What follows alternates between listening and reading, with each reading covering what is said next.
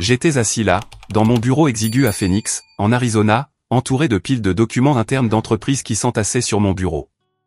Je m'appelle Kevin Walker, j'ai 35 ans, je suis un simple auditeur interne dont les journées se fondent les unes dans les autres, entre chiffres, rapports et réunions sans fin.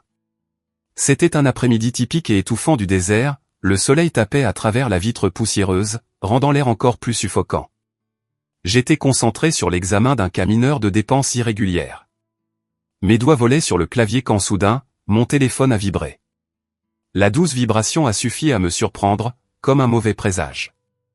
L'écran s'est allumé, affichant le nom de Nathalie Gomez. J'ai froncé les sourcils, mon cœur ratant un battement.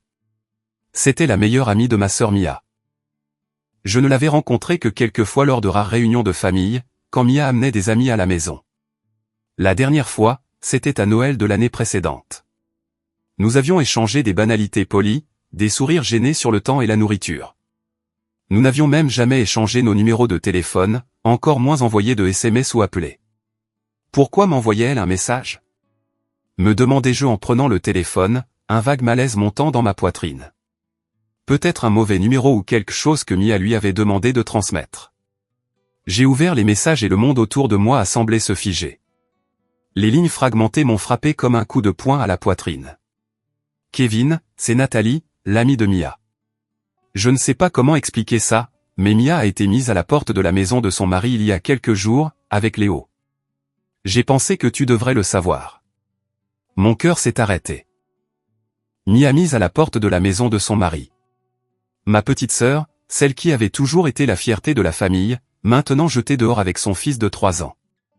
Léo, le pauvre garçon atteint de retard de développement intellectuel. Ça ne pouvait pas être vrai. Je l'ai relu encore et encore, espérant que ce soit une mauvaise blague ou un malentendu. Même si je ne l'avais rencontrée que quelques fois, je savais que Nathalie n'était pas du genre à faire ça. Elle était la meilleure amie de Mia depuis l'université, toujours discrète et fiable. Pourquoi enverrait-elle quelque chose comme ça? Mes mains tremblaient légèrement alors que je la rappelai immédiatement. Le téléphone a sonné plusieurs fois avant que la voix de Nathalie ne se fasse entendre, anxieuse et pressée. Tu as lu le message. Que se passe-t-il, Nathalie? Mia a été mise à la porte? Que veux-tu dire? Dis-moi tout. Ma voix tremblait, mais j'essayais de rester calme, ne voulant pas l'alarmer. Le bureau autour de moi bourdonnait d'activité, des collègues riaient au bureau d'à côté, mais pour moi, tout semblait flou. Nathalie soupira, sa voix baissant comme si elle avait peur que quelqu'un l'entende. C'est vrai, Kevin.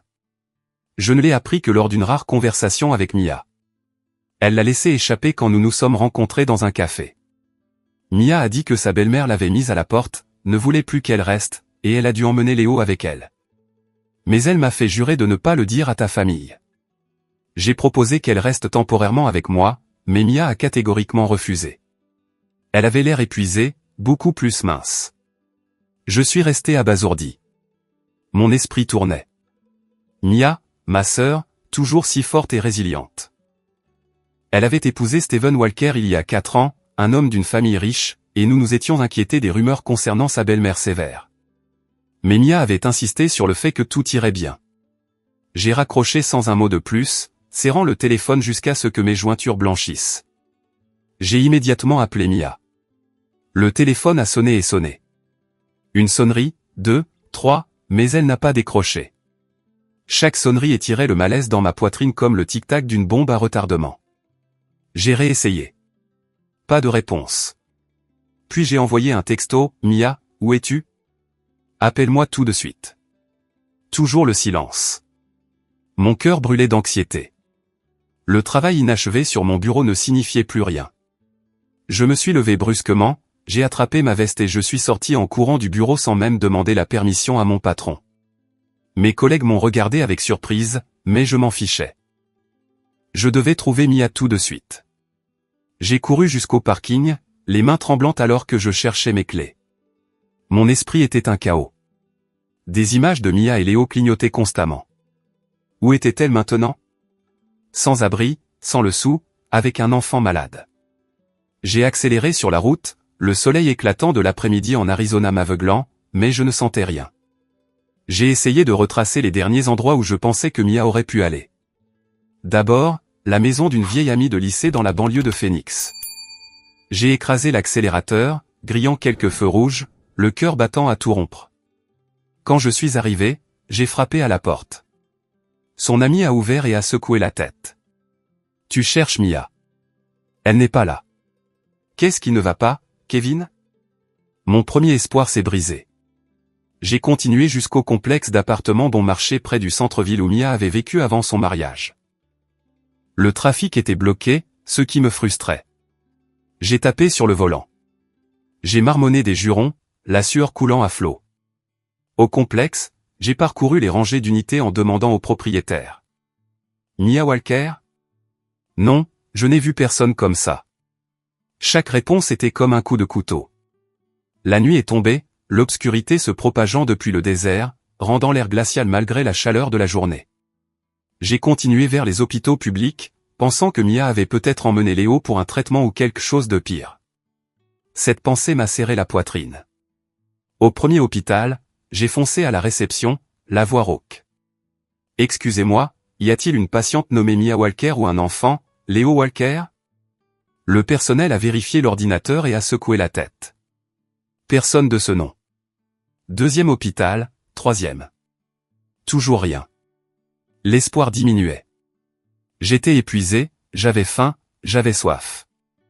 Mais je ne me suis pas arrêté. Mon esprit tournait avec les pires scénarios. Mia errant dans les rues.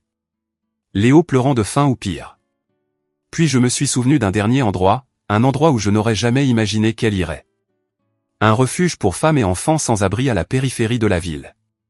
Un endroit pour les désespérés, les victimes de violences ou ceux qui avaient tout perdu.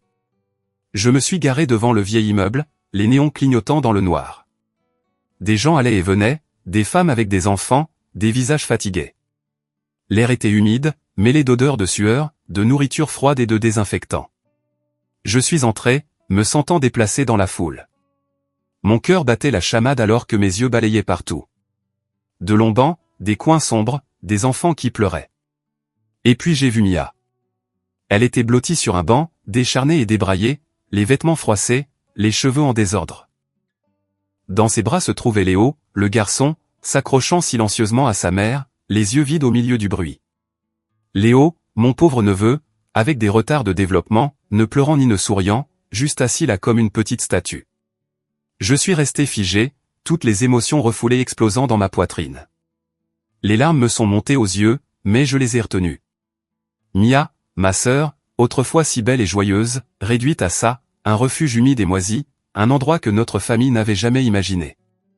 Mia leva les yeux et me vit. Ses yeux étaient rougis, mais elle n'osait pas pleurer. Elle détourna le visage comme si elle avait peur de me déranger ou d'être réprimandée. Je me suis approché, les jambes lourdes comme du plomb. J'ai appelé son nom, ma voix se brisant. Elle m'a regardé, les lèvres tremblantes. « Comment m'as-tu trouvé ici ? Comment le savais-tu » Je n'ai pas grondé ni me suis plaint. Je l'ai simplement aidé doucement à se lever. Léo s'accrochait toujours fermement, sans réaction. J'ai pris la main du garçon et je les ai conduits tous les deux hors du refuge jusqu'à ma voiture. Le moteur a démarré et nous avons roulé directement vers chez moi. Le trajet fut long et silencieux, mais à l'intérieur de moi, une tempête faisait rage. Que s'était-il passé ?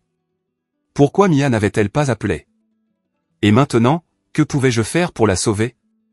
Cette nuit-là, Phoenix semblait plus froide que jamais. Le vent du désert hurlait à travers les vitres de la voiture, apportant un froid glacial malgré le début de l'automne. J'ai jeté un coup d'œil au siège passager.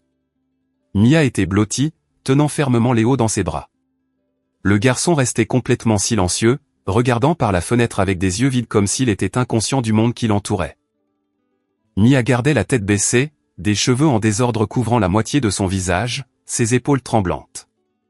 Pas à cause du froid, mais à cause de tout ce qu'elle gardait en elle. Je voulais demander tout de suite, crier pourquoi elle ne m'avait pas appelé plus tôt, mais je me suis retenu. Ce n'était pas le moment. Elle avait besoin de chaleur, de nourriture, de repos. J'ai serré le volant plus fort, essayant de rester calme, mais mon esprit tournait avec des questions sans réponse. Nous sommes arrivés à la maison, mon petit appartement à la périphérie de la ville, où je vivais seul depuis des années. Ce n'était pas luxueux, juste un modeste 2 pièces avec un mobilier simple, mais au moins c'était confortable et sûr. Je me suis garé, j'ai coupé le moteur et j'ai doucement ouvert la porte à Mia. Entre, ma sœur. Je vais allumer le chauffage. Mia hocha faiblement la tête, portant Léo en me suivant. L'air à l'intérieur était encore frais du matin, alors j'ai rapidement allumé le chauffage à gaz dans le salon. Les flammes bleues dansaient, répandant la chaleur dans l'espace. J'ai pris 2 couvertures propres dans le placard et j'en ai enveloppé la mère et le fils. Mia s'est assise sur le canapé, remontant la couverture jusqu'au menton de Léo, lui chuchotant quelque chose. Léo n'a pas répondu, il s'est juste blotti plus près de sa mère. Je suis allé discrètement à la cuisine, essayant de ne pas faire de bruit. Mon esprit était toujours en ébullition, mais je savais que je devais faire quelque chose de pratique pour l'aider à se calmer. J'ai ouvert le réfrigérateur et j'ai sorti les légumes restants, carottes, pommes de terre, oignons, et un peu de poulet congelé. Je ferai une simple soupe chaude. Rien de sophistiqué, mais nourrissant. J'ai coupé rapidement les légumes, les yeux me piquant à cause des oignons, mais aussi à cause des émotions qui montaient dans ma poitrine. Comment la vie avait-elle pu pousser ma sœur à ce point? Mia avait été une fille joyeuse, toujours souriante, excellente à l'école, rêvant d'une famille heureuse, et maintenant elle errait dans un refuge avec son enfant malade. J'ai versé de l'eau dans la marmite, ajouté des assaisonnements et laissé mijoter à feu doux. L'arôme de la soupe s'est répandu, chaud et réconfortant, comme un petit réconfort au milieu de la tempête. Environ une demi-heure plus tard, la soupe était prête. Je l'ai versée dans 2 grands bols, j'ai ajouté du pain grillé et je l'ai apporté dans le salon. Mange, ma sœur. C'est chaud. Mia leva les yeux rouges, mais hocha la tête en guise de remerciement. Léo était assis à côté d'elle, de petites mains tenant une cuillère, mais Mia devait le nourrir. Ils ont mangé de bon cœur, presque sans s'arrêter. Mia prenait de grandes cuillerées. Léo avalait les morceaux de pommes de terre tendres. La façon dont il mangeait suggérait qu'il n'avait pas eu de repas convenable depuis des jours, les joues creuses, les yeux s'illuminant juste à la sensation d'être rassasié. Je me suis assis en face d'eux, les regardant en silence, mon cœur se tordant de douleur. Un mélange de choc et de chagrin si intense qu'il était difficile de respirer. Mia, ma sœur, qui avait autrefois vécu dans une villa luxueuse, maintenant réduite à cette faim. Et Léo. Le pauvre garçon probablement habitué à des repas maigres juste pour survivre. Après qu'ils eurent fini, l'atmosphère s'est un peu réchauffée. Le chauffage crépitait doucement, les couvertures les enveloppaient confortablement, et la soupe chaude les avait calmés. Mia s'est adossée, Léo s'endormant sur ses genoux, respirant régulièrement. J'ai attendu un peu plus longtemps, lui laissant de l'espace pour respirer, puis j'ai doucement demandé, « Mia, dis-moi ce qui s'est passé. Je ne te force pas, mais je dois savoir pour pouvoir t'aider. » Je me suis assis en face d'elle, la voix douce, craignant qu'un mot plus dur ne la brise. Mia était déjà si fragile, décharnée, des cernes sous les yeux comme une ombre de ce qu'elle était autrefois.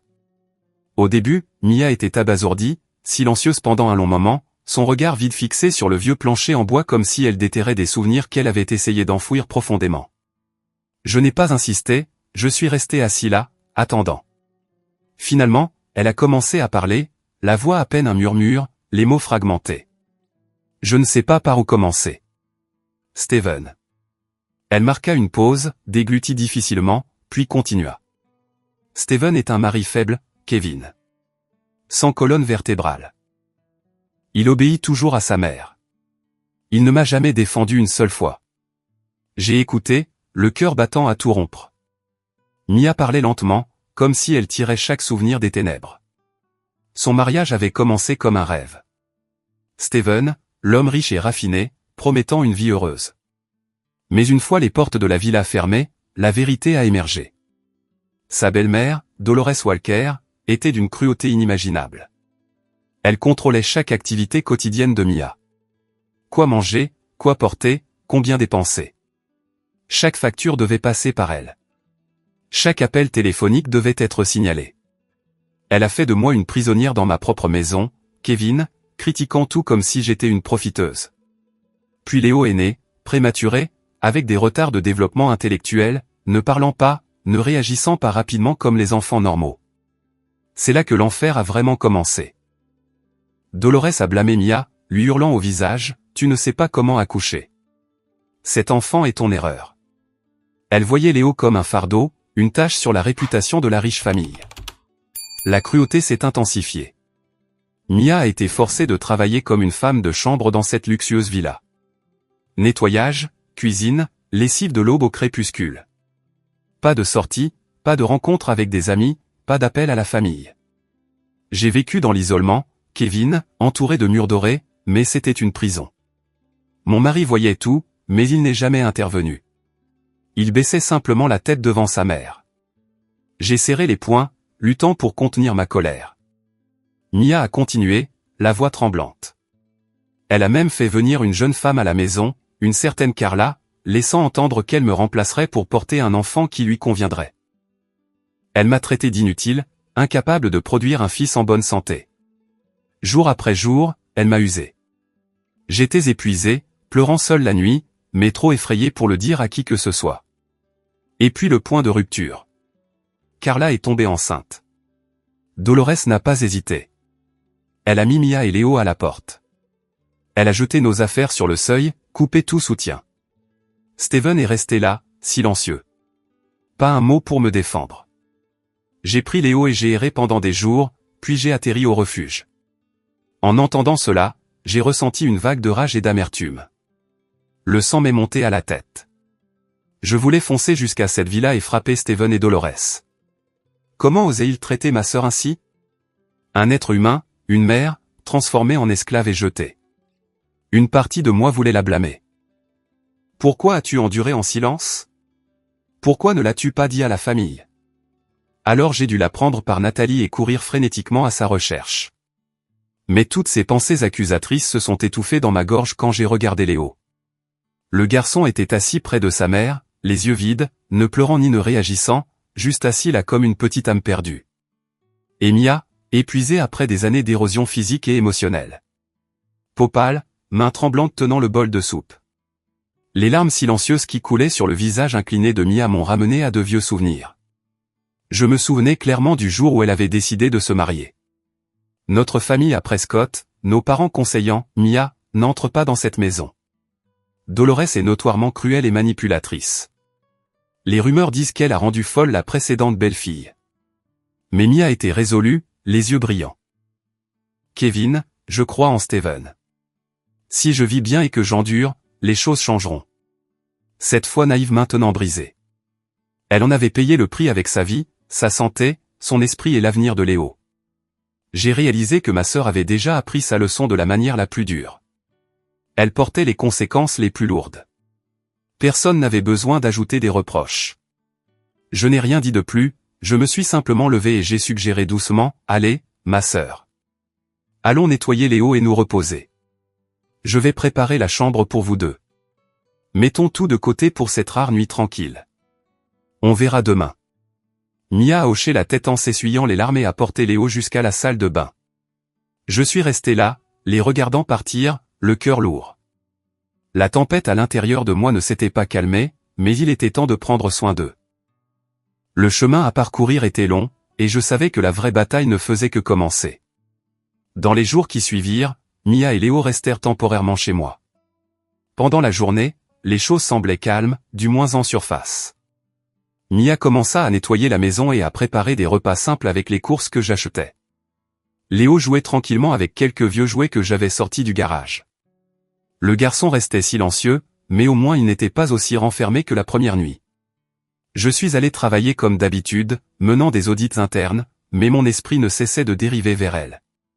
Le bureau à Phoenix était toujours étouffant avec des piles de paperasse et des collègues qui bavardaient, mais je ne faisais que hocher poliment la tête, le cœur plein d'inquiétude. Le soir, nous dînions ensemble, échangeant des banalités sur le temps du désert ou sur mon travail. Mia essayait de sourire, essayait d'agir normalement, mais je pouvais clairement voir la douleur qui la hantait encore. Mais chaque nuit, lorsque la maison devenait silencieuse, je restais éveillé, tourmenté, dormant sur le canapé.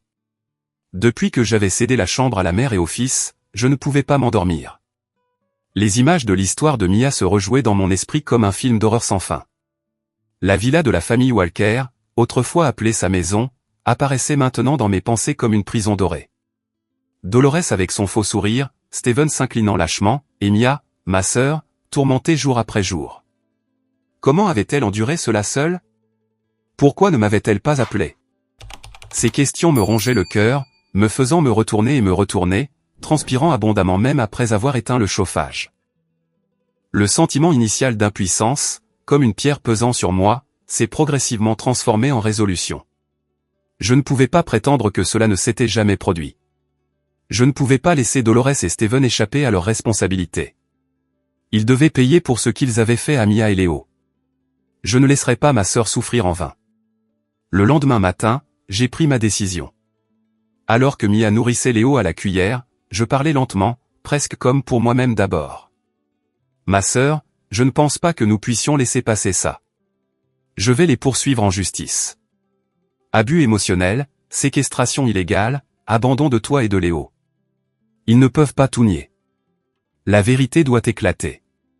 Mia leva les yeux, la cuillère se figeant en l'air. Ses yeux s'écarquillèrent de peur. Tu veux vraiment les poursuivre? Mais ils sont riches, Kevin. On ne peut pas gagner contre eux. J'ai serré sa main fermement, sentant le tremblement dans sa paume. Je sais, mais on ne peut pas rester silencieux pour toujours. Laisse-moi m'occuper du reste. Le jour même, j'ai intenté le procès et contacté un avocat que je connaissais par l'intermédiaire d'un collègue.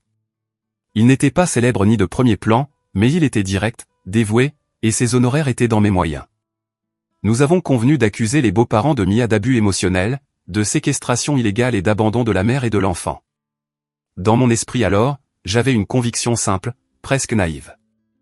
Le tribunal verrait la vérité. Comment pourrait-il en être autrement? Mia était la victime, et Léo, ce pauvre garçon, en était la preuve vivante. Les audiences se sont succédées, plus rapidement que je ne l'avais prévu. Le tribunal de district de Phoenix, des salles froides avec de vieux bancs en bois et une atmosphère tendue. Dès le début, les chances étaient largement contre nous, en faveur des riches beaux-parents. Ils ont engagé des avocats de premier plan, des professionnels chevronnés, des hommes en costume coûteux, parlant avec aisance comme de l'huile. Chaque argument de notre côté a été systématiquement démantelé.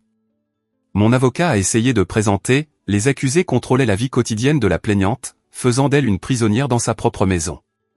Mais l'avocat adverse a souri narquoisement, où sont les preuves? Ce n'est qu'un témoignage unilatéral. J'étais assis là, serrant la main de Mia, le cœur battant à tout rompre. Chaque audience ressemblait à une bataille, et nous perdions du terrain. Dolores est apparue au tribunal avec un comportement froid, comme une reine intouchable. Elle portait une élégante tenue noire, les cheveux relevés, les yeux nous balayant comme si nous étions des insectes. Avec ses avocats, elle a présenté une série de dossiers médicaux d'hôpitaux montrant que Mia avait été diagnostiquée avec une dépression postpartum. Elle avait suivi un traitement psychologique pour une crise tout en s'occupant de son fils handicapé intellectuel. L'avocat adverse a lu à voix haute, la voix dégoulinant d'une fausse sympathie. J'étais abasourdi. Mia avait mentionné avoir été forcée de voir des médecins, mais maintenant il l'utilisait contre elle. Mia était assise à côté de moi, les mains tremblantes, le visage pâle. Je n'étais pas déprimé, murmura-t-elle. Les beaux-parents ne se sont pas arrêtés là. Ils ont produit des SMS, des emails et des témoignages de domestiques. Les messages de Mia à Steven, je suis si fatigué. J'ai besoin de repos. Des emails à des amis, parfois, je veux juste partir pour avoir la paix. Des déclarations de domestiques, la maîtresse craquait souvent, souffrait d'insomnie, montrait des signes de panique. Ils ont dépeint une image de Mia comme étant instable, partant volontairement. Puis ils ont montré des images de caméras de sécurité, une vidéo de Mia portant Léo hors de la maison. Pas de lutte, pas de force. La famille ne l'a ni empêché ni expulsé, a affirmé l'avocat. La vidéo était claire, mais manquait de contexte. Mia est partie parce qu'elle a été mise à la porte, mais cela avait l'air volontaire. J'ai agrippé la chaise, les dents serrées. Quand Mia a été appelée à témoigner, mon cœur s'est serré. Elle s'est avancée à la barre, tremblante et troublée, les mains agrippées à la balustrade. L'avocat adverse l'a bombardé de questions pointues. Avez-vous déjà dit que vous vouliez partir? Étiez-vous déprimé? Pourquoi n'avez-vous pas appelé la police tout de suite? Mia a bafouillé, son récit fragmenté et incohérent. J'étais contrôlé. Elle m'a mise à la porte. Mais sa voix était faible, les yeux baissés, pas assez convaincante. Le juge a froncé les sourcils, le jury a chuchoté. Je voulais me précipiter pour l'aider, mais je ne pouvais que rester assis, impuissant. Mia est descendue, sanglotant dans mes bras. Je suis désolé, Kevin. Je n'ai pas pu le faire. Et Steven, le mari lâche, il se tenait dans la salle d'audience, ne niant ni ne défendant sa femme, silencieux devant chaque accusation, complètement soumis aux ordres de sa mère. Dolores était assise derrière, les yeux vifs, lui faisant signe. Steven a baissé la tête en bafouillant « Je ne sais rien ». Pas un mot pour protéger Mia, pas un regard pour Léo. Je l'ai regardé, rempli de mépris. Comment pouvait-il? C'était sa femme et son enfant. Le procès s'est prolongé, tendu comme un arc bandé. Finalement, le tribunal a rendu son verdict. Le juge l'a lu d'un ton égal. Il n'y a pas suffisamment de preuves pour prouver que la plaignante a été expulsée. Les preuves suggèrent qu'elle est partie volontairement pendant une période d'instabilité mentale. Nous avons complètement perdu l'affaire. Pas de décision favorable pour Mia et Léo. Pas d'indemnisation, pas de droit de garde, rien. La salle d'audience est tombée dans le silence. Puis des murmures se sont élevés. Dolores a souri triomphalement. Steven a évité le contact visuel.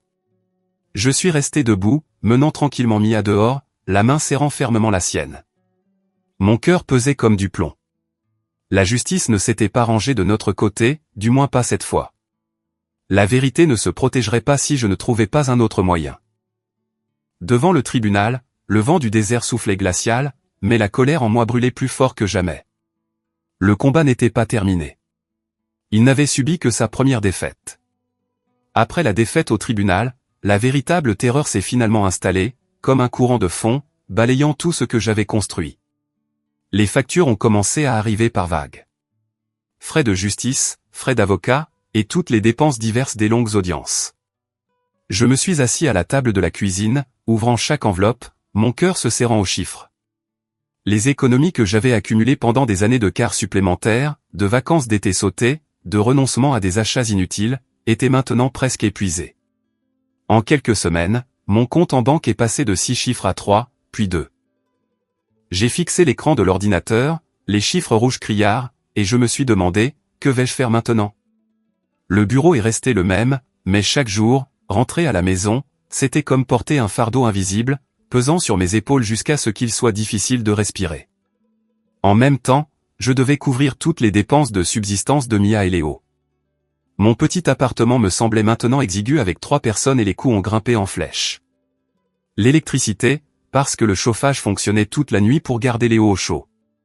L'eau, parce que Mia se baignait tous les jours pour maintenir l'hygiène du garçon. L'essence, pour conduire Mia à des entretiens ou emmener Léo à des visites médicales régulières. Les courses, non plus de simples repas pour une personne, mais maintenant du lait spécial pour Léo, des légumes frais pour que Mia reprenne des forces, et d'innombrables petites choses. Les médicaments, des vêtements de rechange pour Mia puisqu'elle n'avait apporté que quelques tenues usées du refuge. Les dépenses s'accumulaient chaque jour comme un monstre dévoreur d'argent. J'ai dû resserrer mes dépenses, calculant chaque facture à la fin du mois. Assis à la table, mon carnet rempli de chiffres. Électricité $150, eau $80, courses $400, essence $100. J'ai supprimé les cafés du matin, les préparant à la maison à la place. À chaque passage à la caisse de l'épicerie, j'étais tendu, le cœur battant à tout rompre, espérant que ma carte ne serait pas refusée. Les petits plaisirs qui soulageaient autrefois le stress ont été progressivement éliminés, et la vie s'est réduite au travail, à la maison et à des soucis sans fin. Avant, les week-ends signifiaient pêcher au bord d'un lac près de Phoenix ou des films avec des amis. Maintenant non, la canne à pêche prenait la poussière dans le garage. J'ai décliné les invitations. Désolé, je suis occupé avec des affaires de famille. Au lieu de cela, les jours se sont fondus dans la monotonie. Se réveiller tôt pour préparer le petit déjeuner, jouer un peu avec Léo, puis se précipiter au bureau. Le soir, aider Mia à nettoyer, prendre soin de Léo. Tard le soir, faire le budget. La vie ressemblait à une boucle sans fin, sans échappatoire. Je me suis regardé dans le miroir, des cernes, une barbe naissante, et je me suis demandé, combien de temps puis-je tenir? La colère du tribunal couvait toujours, maintenant mêlée de peur, de manquer d'argent, que Mia et Léo souffrent davantage. Une fois que son état mental s'est un peu stabilisé, Mia n'a pas voulu rester un fardeau. Elle a activement cherché un emploi pour contribuer, et j'étais vraiment fier d'elle pour ça. Mia a imprimé des CV, s'est habillée de ses vieux vêtements mais soigneusement repassés, et a tranquillement parcouru Phoenix. Avant de partir, elle m'a regardé et m'a dit doucement mais fermement, « Kevin, je trouverai quelque chose. » Pour la première fois depuis des lustres, j'ai vu une étincelle dans ses yeux, fragile mais pleine d'espoir. Mais la réalité était dure. Elle a fait face à des rejets constants en raison du manque d'expérience récente après des années en tant que femme au foyer, de longues interruptions d'emploi et de la prise en charge d'un enfant ayant des besoins spéciaux. Les employeurs ont secoué la tête. Désolé, nous avons besoin d'un temps plein sans engagement. Mia est rentrée à la maison, les épaules affaissées, mais a forcé un sourire. J'ai serré ailleurs deux mains. Je l'ai serrée dans mes bras, le cœur endolori. Elle avait été une étudiante exceptionnelle, maintenant elle repartait de zéro. Sans autre option, Mia a accepté des emplois manuels à temps partiel avec un salaire maigre et instable. Serveuse dans des fast-food, femme de ménage dans des épiceries, ou babysitter pour les voisins. L'écart de travail ne durait que quelques heures, payé à l'heure, $10, $12. Les gains disparaissaient rapidement dans les frais de subsistance et les soins de Léo. Mia rapportait à la maison sa monnaie durement gagnée, la comptant soigneusement avant de me la donner. « Tiens, Kevin, je veux aider un peu, mais cela ne faisait qu'effleurer le problème. » Elle dépensait en tickets de bus pour aller au travail, en médicaments quand Léo avait des crises de panique. Je la regardais trimer, rentrant avec les pieds enflés, et je ressentais une profonde tristesse.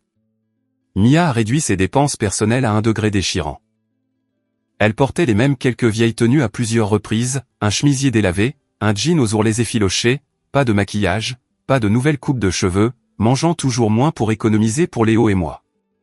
Sa santé ne s'était pas complètement rétablie de sa dépression. Décharnée, pâle, souvent fatiguée. Je l'ai exhortée à manger plus. « Tu as besoin de force pour Léo. » Mais Mia a juste souri tristement.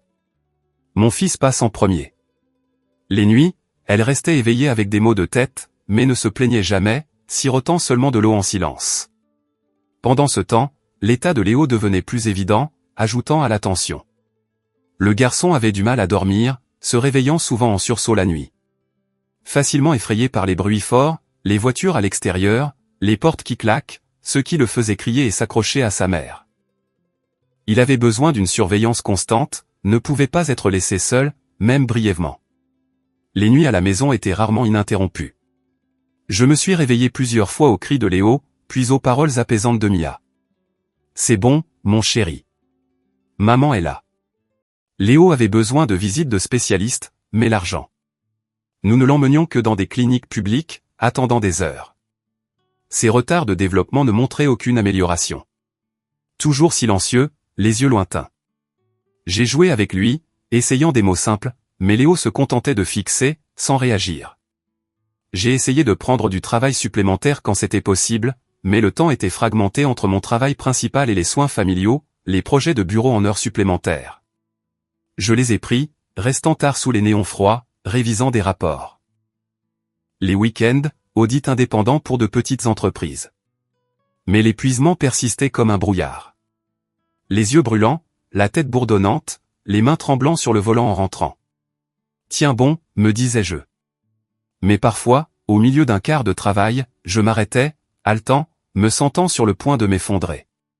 Certains soirs, nous nous asseyions tous les trois en silence dans la cuisine calme, personne ne parlant, chacun portant ses propres soucis.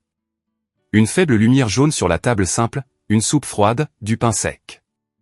Mia regardant Léo, anxieuse pour son avenir. Léo assis tranquillement, jouant avec une cuillère. Moi, fixant les factures empilées, redoutant le mois prochain. L'air lourd comme une bombe à retardement. J'avais l'impression qu'un incident de plus, Léo gravement malade, une panne de voiture, une perte d'emploi, et tout s'effondrerait. Nous évitions le contact visuel. Évitions de parler du tribunal ou de l'avenir. Juste le silence, déglutissant difficilement. La pression mentale et financière s'accumulait sur nous trois dans la petite maison. Certaines nuits, je m'asseyais seul dans le salon après que Mia et Léo se soient endormis, submergés par l'impasse. Les efforts semblaient seulement suffisants pour survivre au jour le jour. Pas de progrès, pas d'espoir. J'ai regardé par la fenêtre le désert de l'Arizona noir comme de l'encre, le vent hurlant, et je me suis demandé, ai-je eu tort? Poursuivre en justice et me retrouver épuisé comme ça? Des larmes ont coulé. Pour la première fois, j'ai pleuré d'impuissance. Mia et Léo méritaient mieux. Je ne pouvais pas les laisser souffrir pour toujours. J'ai réalisé que si nous continuions ainsi, nous serions bientôt complètement à sec. Pour la première fois, j'ai accepté que je ne pouvais pas tout porter seul. Je n'étais pas un super-héros, juste un frère ordinaire. Après beaucoup d'hésitations, de nuits blanches à peser les options, j'ai pensé à nos parents, les seules personnes qui pouvaient encore nous aider. Ils vivaient à Prescott, à quelques heures de route de Phoenix. J'avais essayé de garder le secret pour leur épargner des soucis, mais je n'avais plus le choix maintenant. J'ai décidé qu'il était temps de rentrer, de dire toute la vérité que j'avais gardée pour moi. Demain matin, je prendrai la route, mais mon cœur battait la chamade. Comment réagirait-il? Et y avait-il un indice du passé qui pourrait renverser la situation? Le lendemain matin, je me suis réveillé plus tôt que d'habitude, alors que le soleil n'avait pas encore pointé le bout de son nez sur les montagnes du désert. La maison était complètement silencieuse. Mia et Léo dormaient encore profondément dans la chambre, leur respiration régulière comme s'ils ignoraient les tempêtes à venir. Je me suis préparé un café noir fort et je me suis assis à la table de la cuisine, regardant tranquillement par la fenêtre où l'obscurité cédait lentement la place à une pâle aube rose. Mon cœur battait la chamade, comme le sentiment avant un rendez-vous important et inévitable. Je ne pouvais me résoudre à réveiller Mia. Elle avait besoin de repos après des jours d'épuisement, alors j'ai discrètement laissé une note sur la table. Je vais à Prescott voir papa et maman. Je serai bientôt de retour. Je vous aime, toi et Léo. Puis j'ai attrapé ma veste, j'ai fermé doucement la porte, emportant avec moi les mots que je n'avais pas encore dits. Je me suis glissé dans le garage et j'ai démarré la voiture. Le moteur a ronronné doucement alors que je sortais de Phoenix. La route familière, l'autoroute 17, serpentant à travers le désert, passant devant des cactus saguaro et des collines de roches rouges, mais mon humeur aujourd'hui était plus lourde que jamais. À chaque kilomètre, je répétais ce que j'allais dire. Papa et maman seraient choqués. Ils adoraient Mia, et je leur avais tout caché, pensant que je pouvais tout gérer seul. Et maintenant? Nous étions à sec, et j'avais besoin d'aide. Le vent du désert hurlait à travers les fenêtres, transportant l'odeur sèche de la poussière. J'ai allumé la radio, mais la musique country ne faisait que m'agiter davantage. Les souvenirs ont afflué. Les voyages d'enfance à Prescott. Toute la famille entassée dans la vieille voiture, riant tout le long du chemin, papa conduisant, maman chantant avec la radio, Mia et moi nous disputant les collations. Maintenant, seul sur la route, je ressentais une solitude inhabituelle. Prescott est apparu progressivement avec ses petites rues, ses pins verts et son air plus frais que celui de Phoenix. La vieille maison de mes parents à la périphérie, une maison en bois de 2 étages avec un petit potager et une clôture blanche. Je me suis garé devant, le cœur battant. Papa et maman, Frank et Patricia Walker, prenaient probablement leur café du matin comme toujours. J'ai frappé et papa a ouvert la porte, les yeux écarquillés de surprise. « Kevin, mon fils, qu'est-ce qui t'amène ici si soudainement? Tu n'as pas appelé ?» Il portait sa vieille chemise à carreaux, les cheveux plus gris que la dernière fois. Maman s'est précipitée de la cuisine, s'essuyant les mains sur son tablier, me serrant fort dans ses bras. « Mon chéri, entre. Je vais te faire un café. » Ils m'ont accueilli avec une surprise mêlée de joie. Mais après quelques brèves questions, « Comment va le travail? Tu as l'air fatigué ?» Ils ont senti quelque chose de sérieux. Mon visage devait me trahir. Des cernes, un sourire forcé. Nous nous sommes assis dans le salon, entourés de photos de famille sur les murs, et j'ai pris une profonde inspiration avant de commencer. Je leur ai tout raconté, du début à la fin, sans rien omettre. En commençant par le message de Nathalie, comment j'avais trouvé Mia et Léo au refuge, décharnés, blottis au milieu de la foule fatiguée. Elle a été mise à la porte de la maison de son mari, papa et maman. Avec Léo si jeune, ma voix tremblait en décrivant la scène, l'odeur de désinfectant et de nourriture froide me hantant encore. Puis la vie chez moi, Mia racontant ses années infernales avec le faible Steven et la cruelle Dolores. Elle contrôlait tout, a fait de Mia une femme de chambre, a même fait venir une maîtresse à la maison et a mis Mia à la porte quand la femme est tombée enceinte. Papa et maman sont restés figés, les visages pâlissants. J'ai continué avec le procès, les audiences tendues, les preuves déformées, Mia tremblant à la barre, Steven silencieux comme un lâche. Nous avons perdu l'affaire, papa et maman.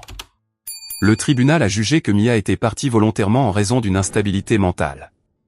Et enfin, notre épuisement. Économies épuisées, coûts croissants, le travail manuel de Mia, les nuits blanches de Léo. Je ne peux plus tout porter. Nous avons besoin d'aide. En entendant tout cela, papa et maman n'ont pu cacher leur chagrin et leurs regrets. Maman a pleuré, la main sur la bouche, les larmes coulant sur ses joues ridées. Mia, comment a-t-elle enduré seule? Je m'en doutais depuis le début. Mais pourquoi n'étions-nous pas là plus tôt? Elle s'est blâmée, la voix étranglée. Papa est resté silencieux un moment, le visage rouge de colère, puis a réconforté maman. Si, Franck, nous devons faire quelque chose. Mia est notre fille, Léo, notre petit-fils. Il souffrait pour la souffrance silencieuse de Mia, des années d'isolement et de tourments, et se blâmait. Papa a secoué la tête. Nous aurions dû intervenir plus tôt. Quand Mia s'est mariée, nous avons entendu des rumeurs sur Dolores, mais nous pensions qu'elle s'en sortirait. Le salon semblait lourd, l'horloge faisant tic-tac, étirant le temps. Je suis resté assis là, le cœur plus léger d'avoir parlé, mais toujours anxieux, attendant leur réponse. Sans hésitation, papa et maman ont dit qu'ils étaient prêts à aider financièrement pour que je puisse continuer à soutenir Mia et Léo dans cette épreuve. Papa m'a tapoté l'épaule. Mon fils, nous avons des économies. Nous sommes vieux. Nous n'utiliserons pas tout. Dépense-le pour Mia et Léo. Maman a hoché la tête. Je vais le transférer tout de suite, et si nécessaire, ils peuvent rester ici temporairement. Mon cœur s'est réchauffé comme si un poids avait été partiellement levé. Ils ne m'ont pas blâmé de l'avoir caché, ils ne se sont inquiétés que pour ma sœur. Nous avons discuté des détails, du montant de l'argent, de la manière de l'envoyer, des plans pour les soins de Léo. Papa a suggéré d'amener le garçon à Prescott pour un médecin familier. Maman a proposé de cuisiner et d'envoyer de la nourriture à Phoenix. Pour la première fois depuis des lustres, j'ai ressenti de l'espoir. Je ne portais plus tout seul. Après une longue pause, papa a soudainement mentionné une vieille histoire qu'il n'avait jamais partagée auparavant, liée aux beaux-parents de Mia. Nous sirotions un café, l'atmosphère se détendant, quand il a posé sa tasse, le visage sérieux. Kevin, il y a quelque chose que je ne t'ai jamais dit sur la famille Walker. Mon cœur s'est emballé, pressentant que quelque chose d'important allait arriver. Papa a soupiré, regardant les pains qui se balançaient. Il y a des années, cette famille a été impliquée dans un grave scandale juridique, poursuivie pour fraude et détournement d'actifs dans des affaires commerciales. Papa a parlé lentement, déterrant de vieux souvenirs. La Walker Company, une société immobilière et d'investissement, avait été accusée d'escroquer des clients. Ils promettaient des rendements élevés, utilisaient des contrats vagues, puis saisissaient l'argent lors de litiges. Un groupe de clients a intenté une action en justice pour obtenir une importante indemnisation. L'affaire n'a jamais abouti à une conclusion publique car ils ont réglé l'affaire avec une somme énorme, payant les plaignants par des accords à l'amiable, enterrant toute l'affaire jusqu'à ce qu'elle tombe dans l'oubli. Les médias en ont peu parlé. Ils avaient des relations. Les cercles d'affaires ont chuchoté puis se sont tus. Franck a dit qu'il le savait par de vieux contacts dans l'industrie. Il avait conduit des camions pour de grandes entreprises, connaissait beaucoup de gens. J'ai entendu ça d'un vieil ami au tribunal du comté, mais je suis resté silencieux. L'affaire était classée. Il ne restait aucune preuve claire. Et je ne voulais pas affecter le mariage de Mia avant qu'il ne commence. Elle aimait Steven. Je craignais que cela ne gâche son bonheur. Papa m'a regardé, les yeux pleins de regret. Maintenant, je le regrette. Si j'avais parlé, peut-être que Mia n'aurait pas souffert comme ça. J'étais abasourdi, comme si j'avais été frappé par la foudre. Réalisant que les beaux-parents de Mia n'étaient pas seulement cruels personnellement, tourmentant ma sœur, abandonnant Léo, mais qu'ils avaient un passé juridique et éthique douteux. Dolores n'était pas seulement une belle-mère vicieuse. C'était une manipulatrice utilisant l'argent pour couvrir des crimes. Steven le savait sûrement, mais est resté silencieux comme toujours. Mon esprit a tourné. Ce vieux scandale expliquait pourquoi ils avaient si facilement déformé les preuves au tribunal. Ils étaient habitués à régler les problèmes avec de l'argent, à cacher la vérité. À ce moment-là, j'ai réalisé que ce secret pourrait être la pièce manquante. Une clé assez forte pour renverser la situation et obtenir justice pour ma sœur. Mon cœur s'est emballé, L'espoir vacillant dans l'obscurité. Papa, y a-t-il encore des archives? Puis-je les consulter? Papa a hoché la tête. Probablement à l'ancien tribunal du comté. Je vais aider à contacter mon ami. Nous avons parlé davantage, planifiant. J'allais creuser plus profondément, trouver des preuves. Maman écoutait, inquiète. Sois prudent, mon fils. Ils sont dangereux. Mais je n'avais pas peur. C'était une chance. De leur passé trouble, je les démasquerais. Sur le chemin du retour à Phoenix cet après-midi-là, la nuit était tombée, mais mon cœur était plus léger. La route familière portait maintenant un nouvel espoir. J'ai appelé Mia. Ma sœur, j'ai de bonnes nouvelles. Papa et maman nous aident, et j'ai une piste sur les Walker. Sa voix tremblait. Vraiment, Kevin? Je pensais que nous n'avions plus d'options. J'avais si peur. Peur que peu importe nos efforts, rien ne changerait. Mais si papa et maman sont avec nous, si tu trouves cette piste, peut-être que cette fois, ce sera différent. Je l'ai informé, et pour la première fois, nous avons ri sincèrement. Mais l'anticipation demeurait. Le vieux scandale était-il assez fort pour tout changer? J'allais le découvrir. Le combat entrait dans une nouvelle phase, pleine de drames et de surprises. De retour à Phoenix, il était déjà tard dans la nuit, mais mon esprit refusait de se reposer. Je me suis assis à la table de la cuisine, l'écran de l'ordinateur portable brillant sous la faible lumière jaune. Mia et Léo s'étaient couchés. La maison était silencieuse, à l'exception du vent du désert qui hurlait à l'extérieur de la fenêtre. Papa m'avait donné quelques détails. Le procès d'il y a plus de 10 ans impliquant la société de la famille Walker, accusée de fraude et de détournement d'actifs. Papa avait dit que la société s'appelait Walker Investment, à l'époque, poursuivie par un groupe de clients réclamant une importante indemnisation, mais l'affaire avait été réglée à l'amiable. J'ai pris une profonde inspiration, les mains tremblant légèrement en tapant dans la barre de recherche. C'était le début, rassemblant des preuves dans l'ombre, discrètement. Mon cœur battait la chamade, comme si je me faufilais dans l'antre de l'ennemi. Si papa avait raison, cela pourrait être la bombe qui ferait tout exploser. J'ai commencé par les pistes de papa, à la recherche de l'ancien procès civil impliquant la société des beaux-parents de Mia. L'Arizona dispose d'un système judiciaire en ligne. Je m'en souvenais vaguement de mes audits internes au travail. J'ai tapé « E-Access Arizona Judicial Branch », le site officiel permettant d'accéder aux archives judiciaires en ligne. C'est gratuit pour les affaires civiles et pénales à partir de 2010, bien que parfois l'inscription ou des frais soient nécessaires pour obtenir des copies complètes. J'ai rapidement créé un compte et j'ai entré le nom de la société, Walker Investment Losui Arizona. Les résultats se chargeaient lentement, mettant ma patience à l'épreuve.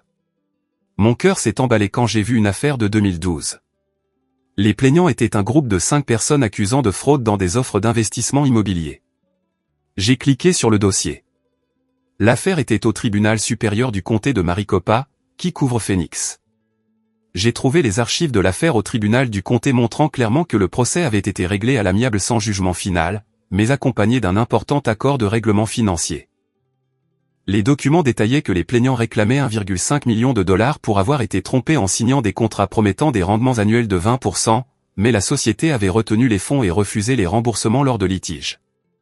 Pas de procès public, juste une ordonnance du tribunal notant, réglé à l'amiable, avec un montant de règlement non divulgué, mais d'après les notes, estimé à plus de 800 000 dollars.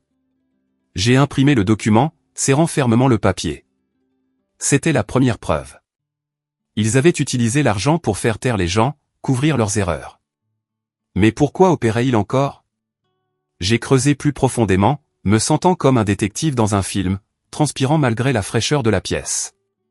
En suivant les registres commerciaux, je suis passé au site web de la Commission des sociétés de l'Arizona, qui stocke toutes les informations sur les entreprises enregistrées dans l'État. La recherche de Walker Investment a révélé l'historique. La société poursuivie a changé de forme juridique peu après le règlement en 2014 pour devenir Elite Capital Partners LLC. La direction est restée la même, Dolores Walker en tant que présidente, Steven en tant que vice-président. Ils ont simplement changé la coquille, gardé le noyau, continuant leurs opérations sous un nouveau nom, mais avec les mêmes dirigeants. J'ai téléchargé les documents d'enregistrement, notant que le siège social était toujours à Phoenix, à quelques pâtés de maison de leur villa. La colère bouillait en moi.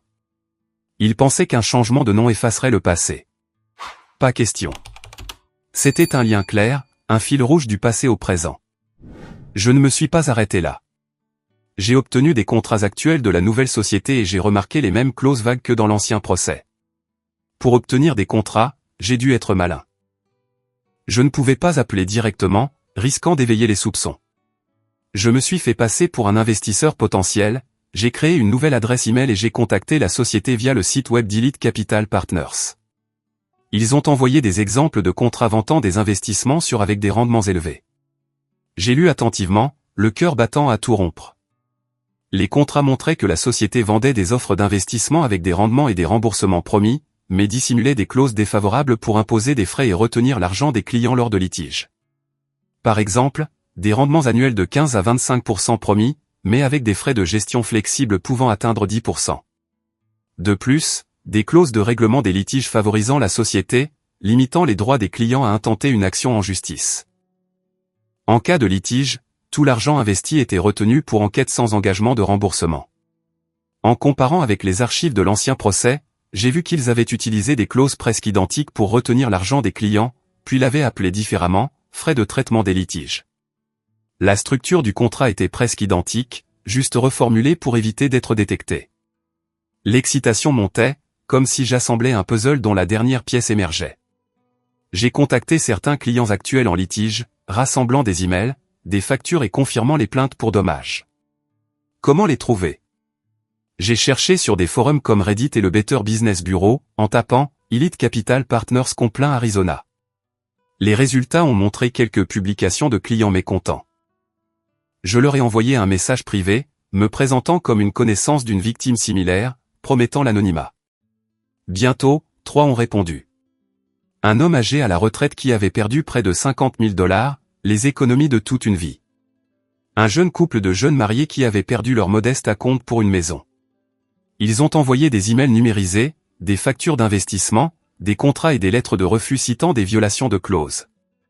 Il était clair que les promesses initiales étaient une chose, mais la gestion ultérieure complètement différente, causant un préjudice financier indéniable. L'homme âgé a ajouté amèrement, « Ils ont dit que si je n'avais pas de rendement, le remboursement serait complet, mais quand j'ai exigé, ils ont déduit toutes sortes de frais, il ne restait presque plus rien. J'ai tout sauvegardé, organisant dans un dossier dédié. » À l'intérieur, un étrange sentiment, l'excitation d'avoir ce dont j'avais besoin, la colère de voir combien était tombé dans le même piège que ma sœur. En plaçant les nouveaux contrats à côté des archives de l'ancien procès, j'ai immédiatement repéré des anomalies, des structures de clauses presque identiques. J'ai tout imprimé, étalé sur la table de la cuisine, comparant ligne par ligne. Dans l'ancien cas, des « frais de traitement des litiges » de 15%. Dans les nouveaux contrats, renommés « frais d'enquête interne » allant de 12 à 18%. Même essence, nom différent. Les promesses inchangées, rendements élevés, faible risque, trop beau pour être vrai. Je me suis souvenu des tactiques d'escroquerie à l'investissement, attirées avec des promesses, puis des frais vagues, des clauses pour retenir l'argent en cas de litige. À ce moment-là, c'était clair comme de l'eau de roche. Pas des cas isolés, mais un schéma répétitif. Même méthode, mêmes astuces, juste un nouvel emballage. La chaîne de preuves était assez solide pour prouver une fraude continue. Plus de suspicion. Mon cœur s'est emballé, comme si je tenais quelque chose d'énorme. Mais après l'excitation est venue la froide sobriété. Je savais que je devais être extrêmement prudent. S'ils découvraient que je fouillais dans leur passé, ils riposteraient sûrement. En même temps, j'ai rassemblé tous les documents juridiques liés au mariage de Mia, y compris les papiers, les emails et les messages qu'elle avait réussi à conserver. Après son départ, Mia m'avait donné une vieille boîte, certificat de mariage, dossiers médicaux de Léo, emails imprimés. Parmi eux, une chaîne de mails et de messages qui m'a glacé le sang. Un email de Mia à Steven, « Chérie, je veux un travail à temps partiel. Léo a besoin de visites de spécialistes. » Mais la réponse n'était pas de Steven. Il l'avait transférée à sa mère. La réponse de Dolores, courte, froide, pas besoin. Reste à la maison et occupe-toi de l'enfant. Nous pouvons nous le permettre. Sur WhatsApp, Mia a supplié à plusieurs reprises d'emmener Léo chez les médecins. Toujours des retards.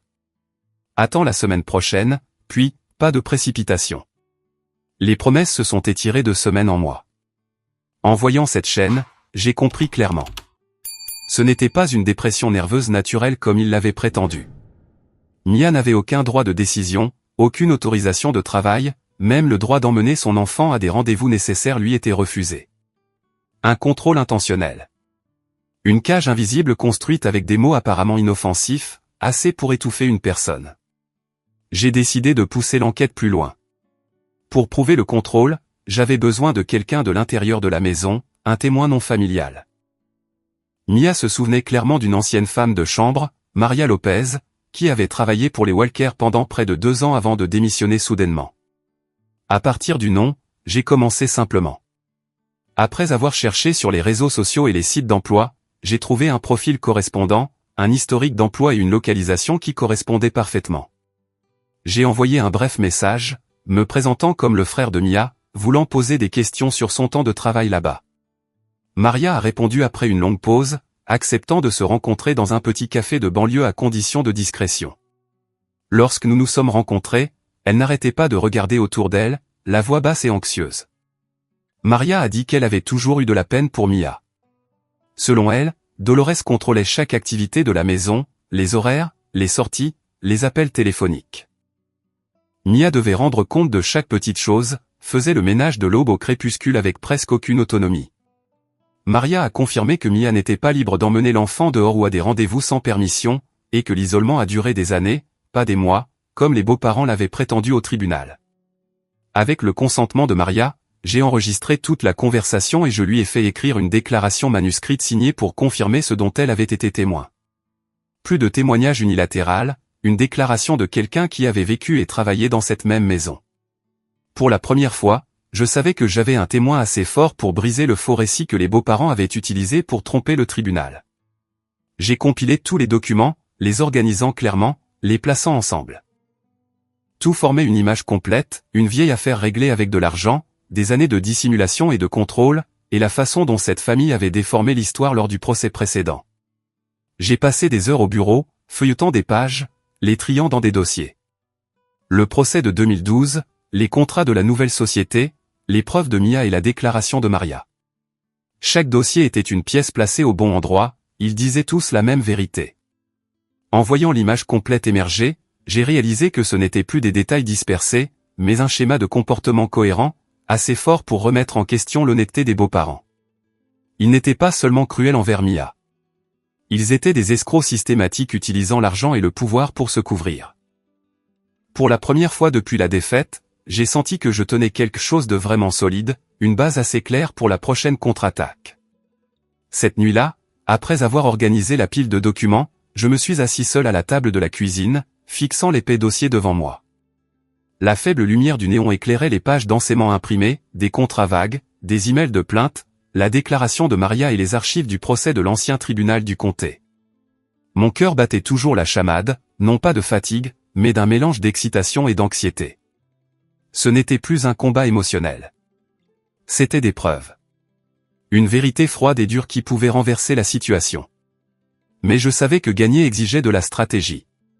Le lendemain matin, j'ai emporté tout le dossier chez un nouvel avocat.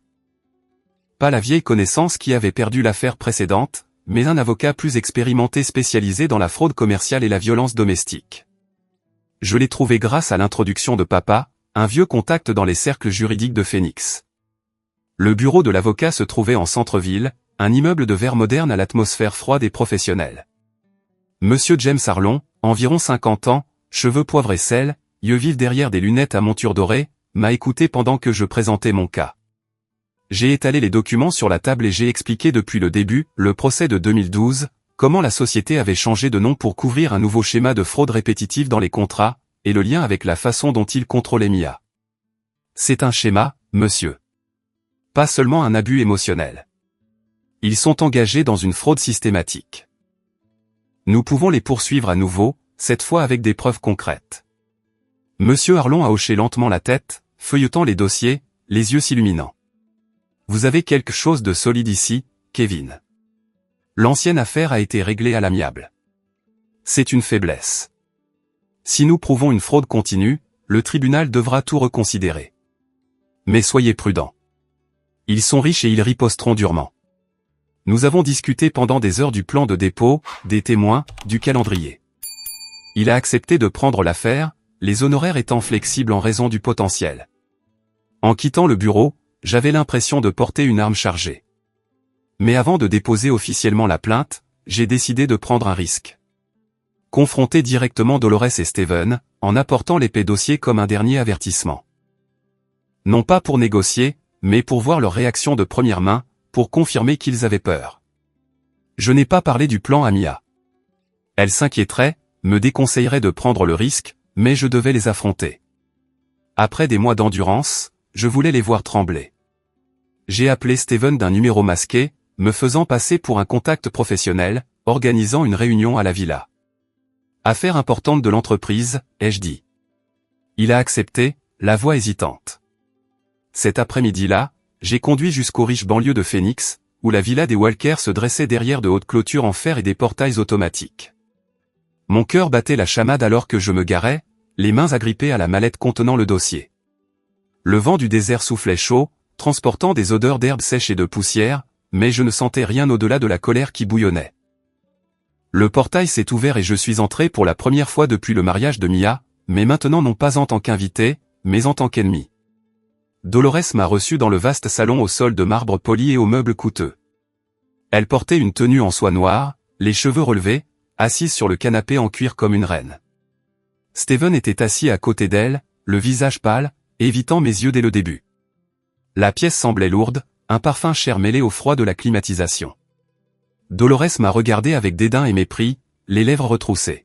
« Kevin Walker, pourquoi es-tu ici ?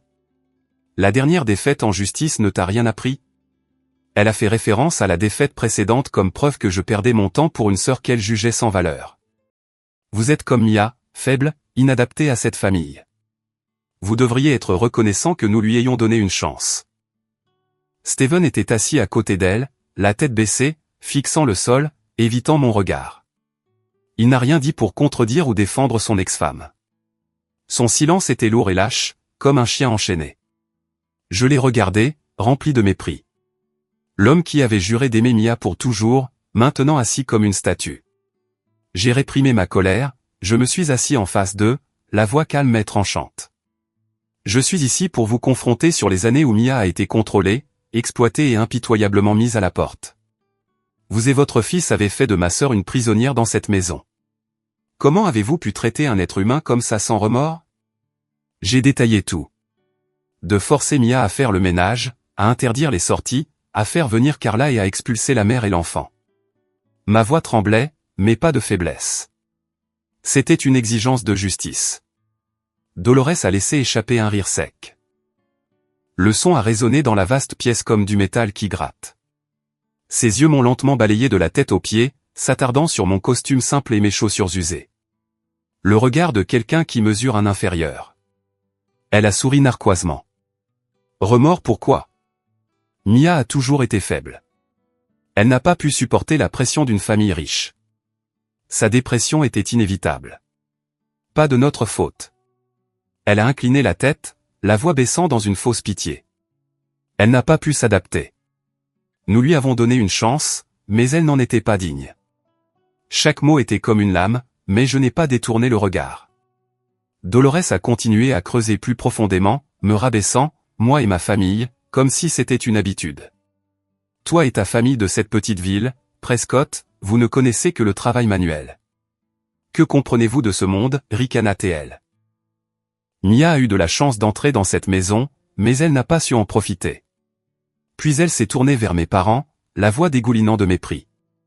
Tes parents, un chauffeur de camion et une infirmière, qu'ont-ils appris à leur fille pour qu'elle rêve de manière si irréaliste ?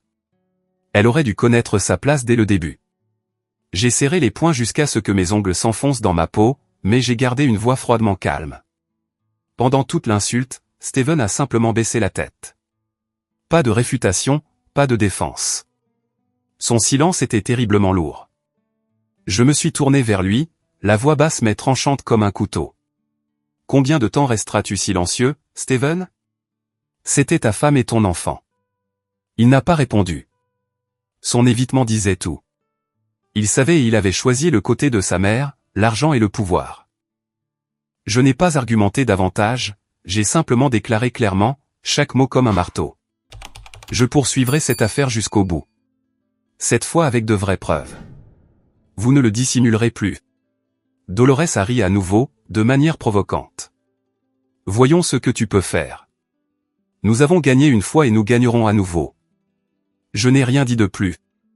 J'ai simplement posé l'épais dossier sur la table. La première page visible, les archives du procès de 2012, Walker Investment, en gras. En dessous, les nouveaux contrats d'Elite Capital, puis la liste des plaintes des clients. Le visage de Dolores a changé instantanément. Le sourire a disparu. Elle a feuilleté les pages, les mains visiblement tremblantes. Qu'est-ce que c'est? Comment as-tu eu ça? Sa voix s'est précipitée. Il doit y avoir un malentendu. Nous pouvons parler en privé. Pas besoin d'en faire toute une histoire. Elle s'est tournée vers l'offre du retour de Mia, promettant de s'occuper de Léo. Voix faussement douce. Steven a finalement levé les yeux. Pour la première fois, il a croisé mon regard, plein de peur. Je savais qu'ils avaient peur. Peur du passé exposé. Peur de l'effondrement de l'entreprise. Je me suis levé, la voix résolue. Trop tard. Vous répondrez au tribunal. Je me suis retourné et je suis parti. Derrière moi, Dolores a crié des mots venimeux. Steven est resté totalement silencieux. En sortant du portail, le vent du désert m'a fouetté le visage. Mais cette fois, je me sentais plus léger que jamais. À partir de ce moment, je savais que le combat était entré dans une phase irréversible, et je n'arrêterais pas. Sur le chemin du retour, mon esprit était encore sous le choc de ce qui s'était passé. Le visage de Dolores en voyant le dossier est passé d'un dédain familier à une panique en quelques secondes. Steven debout là, la tête baissée, comme quelqu'un conscient de sa culpabilité, mais ne l'affrontant jamais. J'ai immédiatement contacté l'avocat Arlon, le poussant à déposer la nouvelle plainte. Rien qu'à leur réaction, il a compris que les adversaires vacillaient, qu'ils n'avaient plus l'initiative. Quand je suis rentré et que j'ai tout raconté à Mia, elle a fondu en larmes d'émotion. Pour la première fois depuis des lustres, j'ai vu dans ses yeux non seulement de la peur, mais la conviction que la justice pourrait vraiment les atteindre. Pourtant, l'anticipation pesait lourdement sur moi. Le procès à venir serait sûrement plus féroce que tout ce que nous avions affronté. Cette nuit-là, je suis resté longtemps éveillé, pensant au chemin à parcourir. La confrontation n'était pas seulement un avertissement. C'était la mèche pour la tempête qui se préparait. Dans les jours qui ont suivi la confrontation à la Villa Walker, M. Arlon et moi avons travaillé sans relâche. Nous avons officiellement déposé une nouvelle plainte au tribunal de district de Phoenix. Cette fois, basée sur une chaîne de preuves concrètes concernant la fraude systématique de la société familiale des beaux-parents de Mia. Plus d'accusations vagues. Nous avions les archives du procès de 2012, la preuve du changement de nom de la société pour couvrir de nouveaux contrats vagues répétant le schéma frauduleux, et des déclarations de clients lésés. En même temps, nous avons resoumis les preuves relatives au contrôle et aux abus subis par Mia. Des emails, des messages, le témoignage de Maria, l'ancienne femme de chambre, et des relevés d'activité prouvant qu'elle était confinée et exploitée comme une esclave. Arlon a déposé le dossier avec confiance. Cette fois, nous avons de vraies munitions, Kevin. Pas seulement de la violence domestique. C'est une fraude organisée impliquant plusieurs victimes. Le tribunal devra y prêter attention. Je me tenais à côté de lui, le cœur battant à tout rompre en regardant le tampon du tribunal sur les papiers. C'était le tournant. Pas de retour en arrière. En attendant la date du procès, la pression montait. Je suis rentré à la maison pour trouver Mia blottie sur le canapé, tenant un Léo endormi. Elle avait l'air plus épuisée que jamais. Des cernes dues à des nuits blanches. Mia a murmuré alors que je lui parlais du dépôt de la plainte. La dernière fois à la barre, j'étais si nerveuse que je ne pouvais pas parler correctement. Maintenant, les affronter à nouveau. Je me suis assis à côté d'elle, lui serrant la main. Tu n'es plus seule, Mia. Je suis là. Papa et maman nous soutiennent. Cette fois, les preuves sont solides. Tu as juste besoin de dire la vérité. Papa et maman ont appelé en vidéo depuis Prescott, encourageant Mia une fois de plus à témoigner. Papa la regarda longuement et dit de sa voix profonde et stable, « Ma fille, nous avons toujours été fiers de toi. N'aie pas peur. Quoi qu'il arrive, la famille est avec toi. Maman n'a pas pu cacher ses larmes, la voix étranglée. Mia, tu as déjà trop enduré. Cette fois, tu n'as pas à te retenir. Tu mérites la justice. La peur était encore évidente sur le visage de Mia à l'idée d'affronter à nouveau Dolores et Steven. Elle tremblait légèrement, mais a ensuite hoché la tête, la voix douce mais résolue. Cette fois, je ne fuirai pas. Je le fais pour Léo et pour moi-même. Léo était assis à proximité, tranquillement, jouant avec des jouets comme s'il sentait la tension. Je l'ai serré dans mes bras, le cœur gonflé d'un sentiment clair. La Mia forte d'avant revenait. Le procès s'est ouvert rapidement et a attiré une attention considérable en raison de multiples clients lésés et d'allégations de fraude récurrentes sous la nouvelle entité. Les médias locaux ont rapporté, une société d'investissement de Phoenix accusée de fraude systématique liée à un conflit familial, remplissant la salle d'audience. Non seulement les avocats des deux parties, mais aussi des journalistes, d'autres victimes et des curieux. La salle d'audience du district est restée froide comme avant, avec de vieux bancs en bois et un air étouffant. Mais cette fois, je me sentais différent. Nous étions à l'offensive. La juge, une femme sévère d'âge moyen, a donné le départ. Affaire contre Elite Capital Partners LLC et la famille Walker pour fraude commerciale et violence domestique. Commençons. Mon cœur battait à tout rompre, les mains agrippées à la balustrade. Dolores et Steven étaient assis en face. Elle essayait de maintenir son arrogance, mais j'ai vu ses yeux vaciller. Ils savaient que nous avions quelque chose de gros. Au tribunal, les preuves financières, les contrats et les archives judiciaires ont été présentés clairement, montrant un schéma frauduleux s'étalant sur des années, plus des litiges isolés. Arlon s'est levé le premier, la voix retentissante. Votre honneur, ce n'est pas un accident. C'est un système.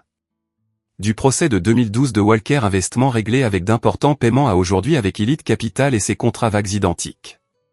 Il a projeté des diapositives, anciens et nouveaux contrats côte à côte, les clauses de frais flexibles et de rétention en cas de litige surlignées en rouge. Le jury a murmuré, la juge a froncé les sourcils, prenant des notes. J'étais assis, regardant, tendu, me rappelant les nuits blanches à comparer les documents. Le conseil de la défense a tenté de réfuter, c'est de la spéculation historique. Mais Arlon a contré, pas de spéculation, des preuves concrètes du tribunal du comté.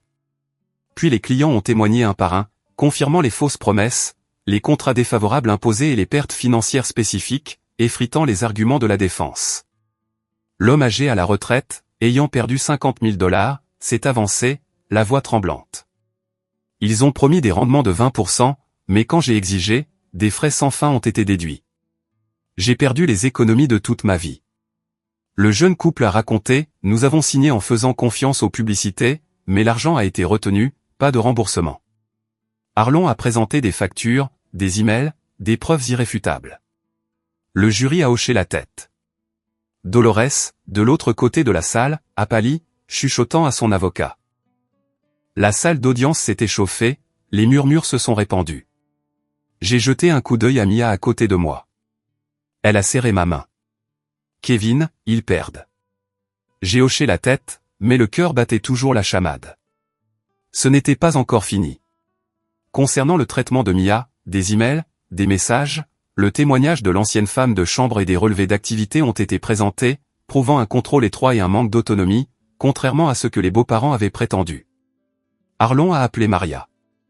Elle s'est avancée, la voix ferme. Madame Dolores contrôlait tout. Pas de sortie, le ménage de l'aube au crépuscule. Je l'ai vu pleurer de nombreuses fois.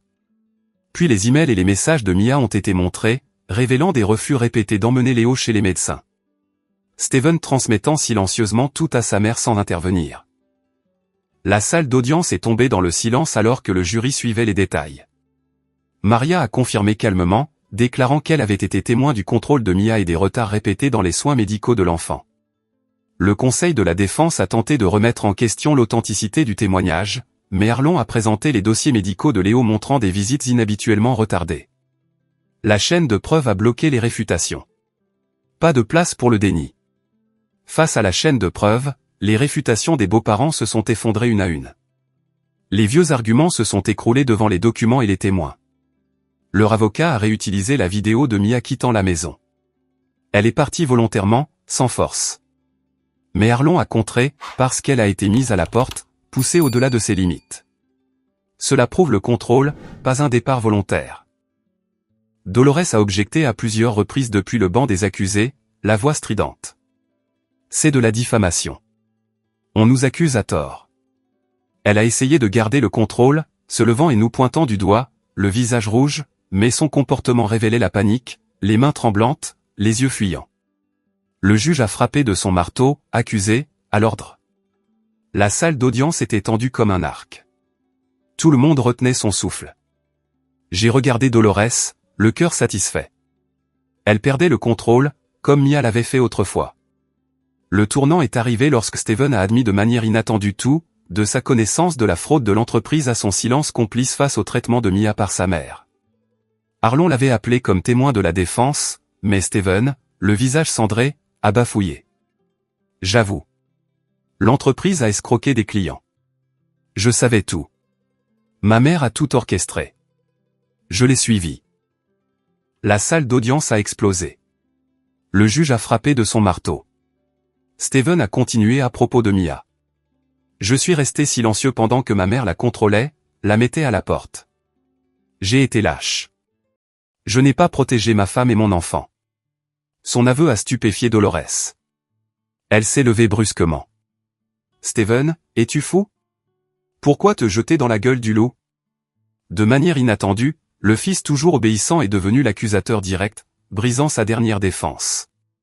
Le jury a murmuré, l'avocat de la défense a pâli. J'étais assis, stupéfait, je ne m'attendais pas à ce que le lâche se retourne. Mia pleurait à côté de moi. Kev, il a avoué. Après cela, les événements se sont rapidement enchaînés. Le tribunal a jugé que les beaux-parents avaient commis une fraude organisée, condamnant Dolores à 12 ans en tant que cerveau, Steven à 6 ans en tant que complice, dissolvant la société et gelant tous les actifs pour l'indemnisation des victimes. Le juge a lu solennellement. Accusé Dolores Walker, 12 ans d'emprisonnement, rôle de cerveau. Steven Walker, 6 ans, complice. Élite Capital dissoute, actif gelé pour indemnisation. La salle d'audience a éclaté en applaudissements de la part des victimes. Dolores a été emmenée, le visage tordu, maudissant. Injustice. Steven, la tête baissée, les yeux fixés sur personne. Pour Mia, le tribunal a entièrement annulé la décision précédente, la reconnaissant comme victime de contrôle et d'abus, lui accordant la garde absolue de Léo, une ordonnance de non-contact permanente contre les beaux-parents, et une indemnisation civile distincte pour la subsistance de la mère et de l'enfant. Plaignante Mia Walker reconnue comme victime, garde absolue de Léo, non-contact permanent avec les accusés. Indemnisation de 500 000 $. Mia m'a serré dans ses bras, sanglotant de manière incontrôlable. Le procès a pris fin. Mia et moi avons quitté la salle d'audience en silence. Plus de sentiment de victoire ou de défaite, juste le soulagement que la justice ait enfin parlé. Dehors, le soleil de l'Arizona brillait, le vent rafraîchissant comme pour laver la morosité. Nous nous sommes étreints. Papa et maman ont appelé pour nous féliciter. Mais à l'intérieur, un léger vide persistait. La justice est venue, mais si seulement elle était venue plus tôt. Dans les semaines qui ont suivi le procès, la vie a commencé à changer, mais lentement, comme une blessure qui guérit progressivement. Mia et Léo vivaient toujours avec moi, mais l'atmosphère dans la maison s'est allégée. Elle souriait plus souvent, bien que certaines nuits, elle se réveillait encore de cauchemars. Léo a montré de petites améliorations. Il a commencé à répondre quand on l'appelait par son nom, grâce aux séances de thérapie financées par l'indemnisation du tribunal. Papa et maman ont envoyé de l'argent et de la nourriture de Prescott, nous aidant à nous stabiliser financièrement. J'ai repris mon travail d'audit interne, mais maintenant avec un esprit plus clair. Je ne restais plus debout la nuit, épuisé à calculer les factures. Les médias ont continué à couvrir l'affaire, une riche famille de Phoenix s'effondre à cause de la fraude, mais nous avons évité de lire ou d'en parler. Une nouvelle vie, mais le passé persistait comme des ombres derrière le soleil du désert. Un après-midi étouffant, environ 2 mois plus tard, Mia est entrée dans la cuisine avec une expression inhabituelle. Elle tenait son téléphone, la voix hésitante. Steven a appelé de la prison. Il veut me rencontrer une dernière fois avant sa longue peine. J'ai fait une pause, en lavant la vaisselle, l'eau dégoulinant sur le sol. Ce lâche, maintenant en prison de comté, attendant d'être transféré en prison fédérale. Après ses aveux au tribunal, il avait été condamné à 6 ans. Plus léger que sa mère, mais assez pour ruiner sa vie. Pourquoi te rencontrer, Mia? Il t'a assez fait de mal. Mia a baissé la tête, les yeux rouges. Je ne sais pas, Kevin, mais je pense que c'est pour tourner la page. Je n'accepterai que si tu viens avec moi. Je l'ai regardé, le cœur bondissant. Mia n'était plus aussi fragile, mais les blessures étaient profondes. J'ai accepté, non pas pour une réconciliation, mais pour m'assurer que ma sœur n'affronterait pas le passé seule. D'accord, je viendrai avec toi. Mais s'il t'insulte, je te sors immédiatement. Le jour du rendez-vous est arrivé plus vite que prévu. Nous avons conduit jusqu'à la prison du comté à la périphérie de Phoenix. Un bâtiment en béton gris avec des clôtures en barbelés et des néons clignotants. L'atmosphère lourde, l'odeur de métal mêlée de désinfectant m'a rappelé le refuge la nuit où j'ai trouvé Mia. Mia a serré ma main fermement pendant la sécurité, vidant les sacs, les détecteurs de métaux, la signature. La salle de visite était exiguë avec des tables à cloisons de verre, de vieux téléphones et un air étouffant. Nous nous sommes assis, attendant, mon cœur battant à tout rompre, non pas de peur, mais d'incertitude sur ce que Steven dirait. Il était toujours resté silencieux. Et maintenant? Steven est apparu derrière la porte de fer, son apparence décharnée me surprenant. Plus de costume impeccable, il portait une tenue de prison orange délavée, les cheveux en désordre, le visage creux avec des cernes. Pas d'évasion ni de silence maintenant. Il s'est assis de l'autre côté de la vitre, décrochant le combiné avec des mains tremblantes. Merci à vous deux d'être venus. Sa voix était rauque, sans autodéfense immédiate. Mia a tenu le combiné, le visage pâle mais calme. Pourquoi veux-tu me rencontrer, Steven? Je me suis assis à côté d'elle, regardant, prêt à interrompre si nécessaire. Steven a pris une profonde inspiration. Pour la première fois depuis des mois, il a regardé droit dans les yeux de Mia, ses yeux fatigués, vides, comme quelqu'un épuisé de porter un fardeau trop lourd. Il a parlé lentement, chaque mot lourd. J'ai eu tort pendant très longtemps. Je savais que ma mère te contrôlait, te tourmentait quotidiennement. Je te voyais pleurer dans la chambre, je voyais Léo traité comme un fardeau. Mais je n'ai rien fait. Steven a dégluti difficilement. Voix plus rude. J'avais peur. Peur de perdre de l'argent, ma position. Peur d'affronter ma mère. J'ai choisi le silence parce que c'était plus sûr. Et ce silence a tué notre famille. J'ai serré la main de Mia sous la table, sentant son léger tremblement. Steven a continué comme s'il était résolu à ne plus rien cacher. Je savais ce que faisait l'entreprise. Je savais que ces contrats escroquaient les gens, mais j'ai fait semblant de ne pas voir parce que parler signifiait tout perdre. J'ai permis les méfaits de ma mère en connaissant les conséquences. J'étais un lâche. Les aveux tombaient lourdement, comme des souvenirs arrachés de sa poitrine. Je n'ai pas perdu la famille le jour de ma condamnation, a poursuivi Steven, la voix baissant. Je vous ai perdu, toi et Léo, au moment où j'ai choisi de baisser la tête, de me tenir derrière ma mère au lieu d'être à côté de ma femme et de mon enfant. Mia a écouté en silence. Elle n'a pas interrompu, blâmé ou réagi. Elle a juste laissé les mots passer comme pour clore un vieux chapitre.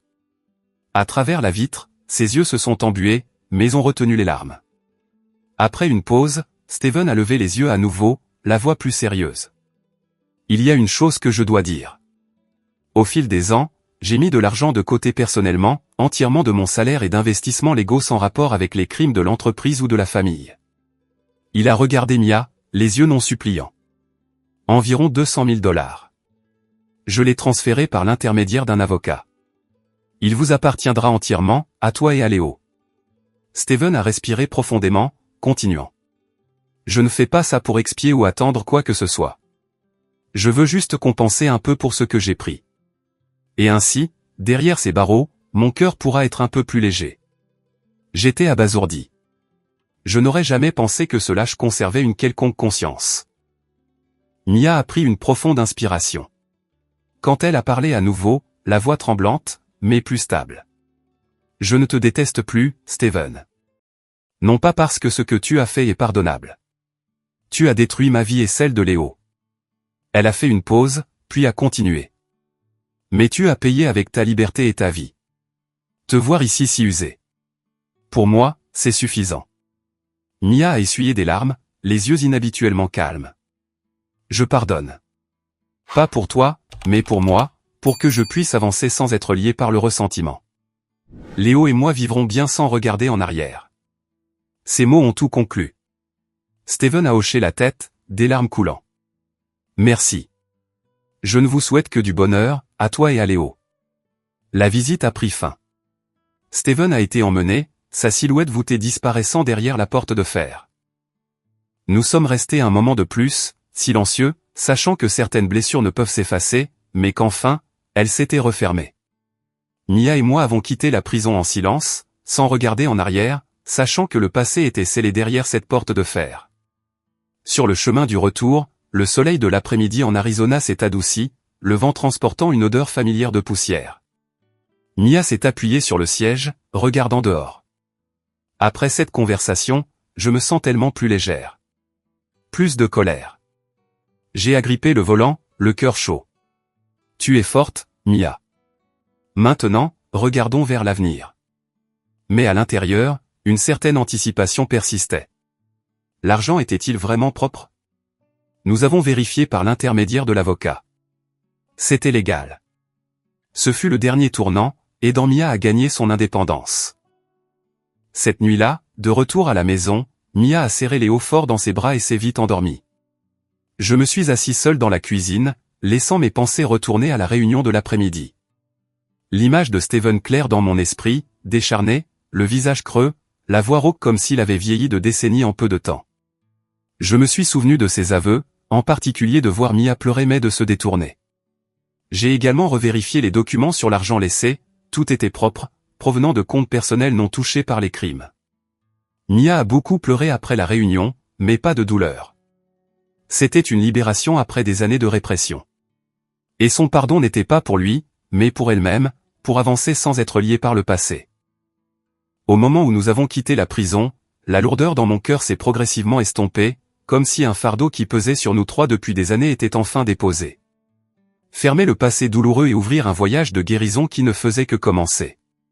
Quelque temps après le procès, avec le soutien émotionnel de nos parents et les ressources financières de l'indemnisation du tribunal, ainsi que l'argent que Steven avait laissé derrière lui, la vie de Mia et Léo s'est progressivement stabilisée. Papa et maman appelaient en vidéo depuis Prescott chaque semaine, envoyant de la nourriture faite maison et des paroles d'encouragement chaleureuses, restant proches malgré la distance. L'indemnisation du tribunal, 500 000 $, ainsi que les 200 000 $ de Steven, avaient tout été minutieusement vérifiés par l'avocat Arlon, garantissant que tout était complètement légal et propre. Les soucis financiers ne pesaient plus lourdement sur mes épaules comme avant. Auparavant, les fins de mois signifiaient des nuits blanches à calculer les factures. Maintenant, le compte en banque était stable, nous permettant de respirer plus facilement. Mia a investi une partie de l'argent dans un fonds d'épargne pour Léo, utilisant le reste pour la vie quotidienne. Léo a commencé à sourire davantage, bien qu'ayant encore des moments de silence, mais le garçon progressait grâce aux séances de thérapie régulières soutenues par le tribunal. Mia a trouvé un emploi stable adapté à sa situation, une assistante administrative à temps partiel dans un petit bureau près de chez elle. Elle avait été rejetée de nombreuses fois en raison de ses interruptions de carrière, mais maintenant, avec une lettre de recommandation de l'avocat et une confiance retrouvée, elle a été embauchée. C'est un travail léger, Kevin. Je peux déposer Léo et le récupérer, a partagé Mia avec enthousiasme. Léo a bénéficié de visites régulières chez des spécialistes et a rejoint des programmes d'intervention précoce pour les enfants ayant un retard de développement, des séances basées sur le jeu, apprenant à parler avec des enseignants dévoués. Le garçon a commencé à appeler sa mère plus clairement, répondant au rire de Mia. De petites mais claires améliorations sont apparues. Je l'ai emmené au parc le week-end, regardant Léo trottiner après les papillons. Mon cœur débordait de joie. Alors que les choses s'installaient dans une routine, la mère et le fils ont décidé de louer leur propre appartement près du mien. Un pas de la dépendance à l'indépendance sans alourdir ma vie. Mia a trouvé un petit logement en banlieue à seulement 10 minutes en voiture. 2 chambres, une cuisine propre et un petit jardin pour que Léo puisse jouer. Je veux prendre soin de moi, Kevin. Je ne veux plus être un fardeau, a-t-elle dit en signant le bail. J'ai aidé à déménager les affaires, le cœur mitigé, fier de sa force, mais triste que la maison soit plus calme. Le jour du déménagement, Léo m'a serré fort dans ses bras et m'a appelé « oncle ». Le garçon l'a dit clairement, et j'ai failli pleurer. Mia a souri. « Viens nous voir quand tu veux. » Ma maison me semblait plus vide maintenant, mais je savais que c'était une bonne chose. Mia reprenait sa vie en main. J'ai repris mon propre rythme, reprenant le travail et les rêves mis en pause. Pendant le chaos, soulagé que la famille tienne bon. Le bureau de Phoenix est resté étouffant avec des documents internes. Mais maintenant, je travaillais plus efficacement, obtenant même une petite promotion. Chef d'équipe auditeur. Les anciens plaisirs sont revenus. Pêche le week-end, lecture dans les cafés, rêvant du voyage dans le désert que j'avais reporté. La vie normale est de retour, pensais-je, mais remplie de gratitude, pour la stabilité de Mia, la santé de Léo et la réunion de famille. Grâce à des rencontres de remerciements et des occasions fortuites, j'ai progressivement développé des sentiments pour Nathalie, la meilleure amie de Mia. Nathalie, celle qui m'avait envoyé un message ce premier jour, déclenchant tout. Cela a commencé par des rencontres de remerciements. Merci de m'avoir parlé de Mia, ai-je dit dans un café. Elle a souri, les yeux brillants. Je l'ai fait pour Mia. C'est ma meilleure amie. Puis, par coïncidence, l'anniversaire de Léo, des sorties en famille, Nathalie et moi avons parlé davantage. Nathalie, une enseignante de maternelle, douce et perspicace, comprenait profondément le traumatisme de Mia. Nous partagions une inquiétude silencieuse pour la mère et le fils, et une proximité s'est formée naturellement. La relation n'est pas venue avec des émotions explosives, mais s'est construite lentement sur la confiance et la compréhension. Pas de précipitation, pas d'évitement. Un soir, après avoir ramené Mia à la maison, Nathalie est restée. Elle s'est appuyée sur la porte, me regardant longuement avant de dire doucement, sincèrement, « Kevin, tout le monde ne reste pas patient quand les choses deviennent lourdes. Tu as fait plus que le devoir d'un frère. » Je l'ai regardé, le cœur ému. Je ne pense pas avoir fait quelque chose de grandiose. Je ne pouvais simplement pas me détourner quand ma famille avait besoin de moi. Nathalie a souri, les yeux s'adoucissant. C'est ce qui te rend différent. À partir de là, nous avons commencé des rendez-vous simples, des promenades au coucher du soleil dans le désert, de vieux films partageant des souvenirs imparfaits.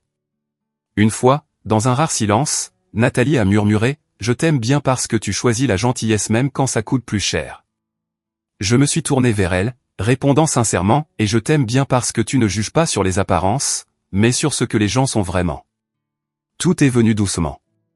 Sans fanfare, mais assez profondément pour que je le sache. Après toutes les tempêtes, je pouvais encore croire en quelque chose de durable. Nous avons décidé d'un engagement à long terme et avons organisé un mariage simple et chaleureux avec les parents, Mia, Léo, des parents, des voisins et des amis présents. Pas d'extravagance, mais complet. Le mariage dans le jardin de papa et maman à Prescott, sous les pins verts, avec de la nourriture faite maison et des fleurs sauvages. Mia était la demoiselle d'honneur. Léo portait maladroitement les alliances. Les parents ont pleuré. Mon fils, tu mérites le bonheur. Nathalie, dans une simple robe blanche, était radieuse. Nous avons échangé nos vœux sous les applaudissements. La fête a duré tard. Rire et histoire partagée. En regardant Mia rayonner à la fête, je me suis souvenu du chemin parcouru, du désespoir, de l'impasse, à tout qui se mettait en place, et j'ai réalisé la valeur de ne pas abandonner. Mia a dansé avec Léo. Elle était maintenant forte, confiante. Je me suis souvenu de l'avoir trouvée au refuge, du procès raté, des nuits épuisantes, tout cela comme un film au ralenti. Si j'avais abandonné, alors tout maintenant serait différent. J'ai pensé que je comprenais progressivement que la famille n'est pas un endroit sans blessure, mais un endroit où personne n'est laissé seul quand il est blessé. Nous n'étions ni parfaits ni forts dès le départ, mais nous avons choisi de rester ensemble. Les parents ont soutenu inconditionnellement. Mia a affronté sa douleur avec résilience, et j'ai choisi de me battre. Le chemin n'a pas été facile, mais cette unité nous a portés à travers les jours les plus sombres. J'ai aussi réalisé que la justice n'arrive pas toujours à temps. Parfois très tard, parfois seulement quand les gens persistent sans abandonner. Si je m'étais arrêté après la première défaite, acceptant le silence par fatigue ou par peur, la vérité serait restée enterrée. Le deuxième procès n'a pas été de la chance. C'est le fruit d'avoir creusé jusqu'au bout, refusant de se détourner de ce qui était juste. Et à la fin, j'ai compris que le pardon n'est pas d'effacer ce qui s'est passé, ni de justifier les torts des autres. Le pardon se libère soi-même du ressentiment, allégeant le cœur pour avancer. Comme Mia pardonnant à Steven, non pas pour lui, mais pour elle-même, afin qu'elle et Léo puissent vivre une nouvelle vie sans être liés par le passé. Oh my god. No brain cells at all. The Moon Knight Watch saw that. me and just threw the Ankh at the floor and just started shooting it. I wasn't even in it. I can't shoot shit right now.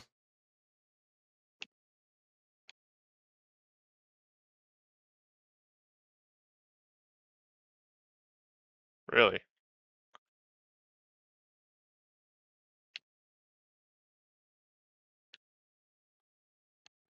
Oh my god. Thank you, healers. Thank you.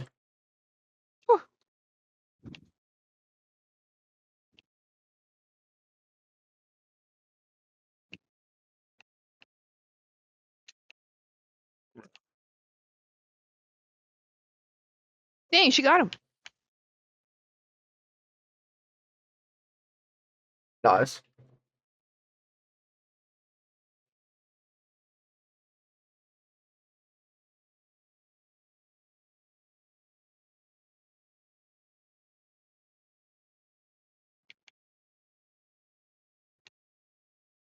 Okay, they're coming.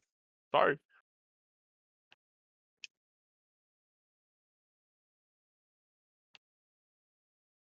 Ah,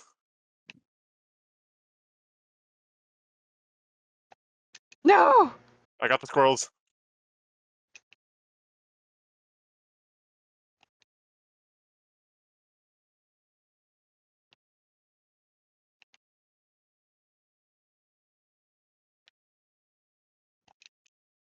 Damn. That's right. Thank you.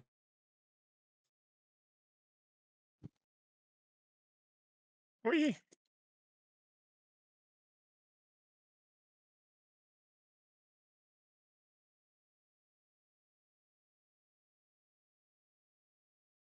Oh, she's so low.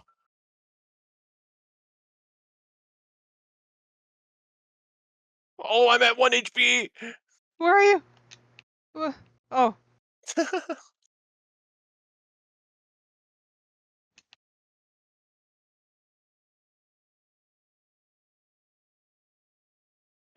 Stuck. I'm stuck.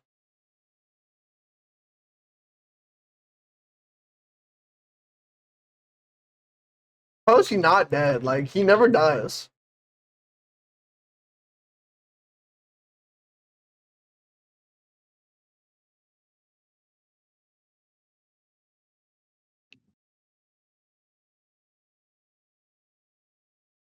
You don't even have the point yet?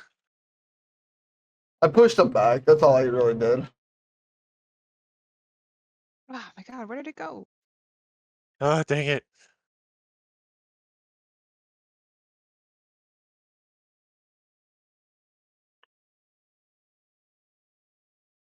We could all blame that on lightning. Yeah, for real. I did nothing. Oh, I'm such a thrower. Really are. What? So, Final Sans? What? God, no. Yeah. Any Roblox games? We actually have a Roblox game. So, We have two Roblox you want to play games. Roblox? You have two? Like the next The 30 minutes? the one we tried yesterday. But what's the other one? The running one. Oh. I'm going Roblox.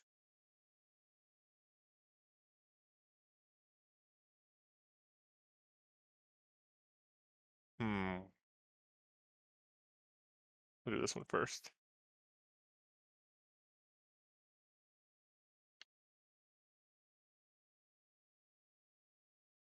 Could play CS:GO, gambling No. on Roblox. Ooh, let's gamble.